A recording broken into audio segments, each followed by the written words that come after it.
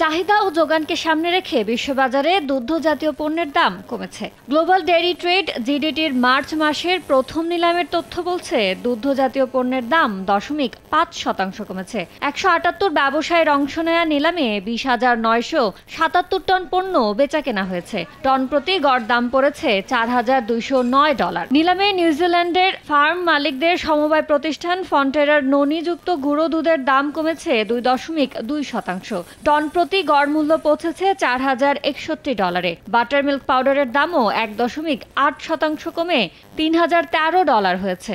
আর আনহাইড্রেস milk ফ্যাটের দাম 0.3% কমে টন প্রতি গড় মূল্য দাঁড়িয়েছে $6,661। বিপরীতে জিডিটির মূল্যসূচকে চলতি সপ্তাহে সবচেয়ে বেশি বেড়েছে ল্যাকটোজের দাম। এটির দাম 14% বেড়ে টন প্রতি গড় মূল্য দাঁড়িয়েছে $1,158। আর বেড়েছে মোজারেলা পনিরের দামও 7.9% দাম বেড়ে টন প্রতি $4,777 বিক্রি হচ্ছে।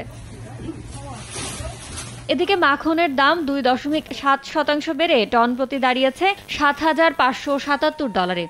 1.1% বেড়ে প্রতি টন চেডারের দাম দাঁড়িয়েছে $4,915। আর ননি ছাড়া গুঁড়ো দুধের দাম 0.6% বেড়ে প্রতি টনে গড় মূল্য পড়েছে $2,744।